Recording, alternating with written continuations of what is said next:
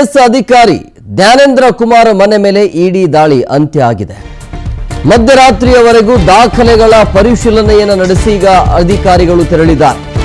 ಮನೆಯಲ್ಲಿದ್ದ ಕೆಲವು ದಾಖಲೆಯನ್ನ ವಶಕ್ಕೆ ಪಡೆದಿರೋದು ಇಡಿ ಅಧಿಕಾರಿಗಳು. ಸುಮಾರು 9 ಗಂಟೆಗಳ ಕಾಲ ನಡೆದಿರುವಂತಹ ಇಡಿ ಅಧಿಕಾರಿಗಳ ರೇಡ್ ಪರಿಶೀಲನೆ.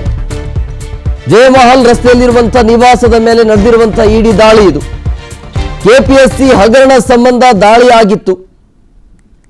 ಈಗ ಆ ದಾಳಿ ಅಂತ್ಯ ಆಗಿದೆ. ಸತತ 9 ಗಂಟೆಗಳ ಕಾಲ ನಿರಂತರವಾಗಿ ನಡೆದಿರುವಂತಹ ರೇಡ್ ಇದು. ಈತ ಅಂತೂ ನಾಪತ್ತೆ ಆಗಿದ್ದಾನೆ. ಏನು ತಂದೆಗೆ ಹುಷಾರಿಲ್ಲ ಅಂತೆ, ಹಂಗಾಗಿ ಉತ್ತರ ಪ್ರದೇಶಕ್ಕೆ ಹೋಗಿದ್ದಾನೆ ಅನ್ನುವಂಥ ವಿಚಾರ. ಆದರೆ ಮೊಬೈಲ್ ಯಾಕೆ ಸ್ವಿಚ್ ಆಫ್ ಮಾಡಿಕೊಂಡ್ರು ಗೊತ್ತಿಲ್ಲ. ಬಟ್ ಈತ ಎಲ್ಲಿದ್ದಾನೆ ಅನ್ನೋದು ಮಾಹಿತಿ ಇದೆ. ಸದ್ಯಕ್ಕೆ ಉತ್ತರ ಪ್ರದೇಶದಲ್ಲಿದ್ದಾನೆ, ತಂದೆಗೆ ಹುಷಾರಿಲ್ಲ ಅನ್ನೋ ಕಾರಣಕ್ಕಾಗಿ ಹೋಗಿದ್ದಾರೆ ಅನ್ನುವಂಥ ವಿಚಾರ.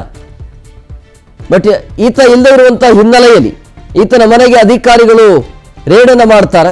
ಆವಾಗ IAS ಅಧಿಕಾರಿಯ ಸೆಕ್ಯೂರಿಟಿ ಗಾರ್ಡ್ ಒಳಗಡೆ ಪ್ರವೇಶ ಬಿಡೋದಿಲ್ಲ. ಕೊನೆಗೂ ಕೂಡ ಬೀಗವನ್ನು ಹೊಡೆದು ನಿರಂತರವಾಗಿ ಪರಿಶೀಲನೆ ಮಾಡಿದ್ರು.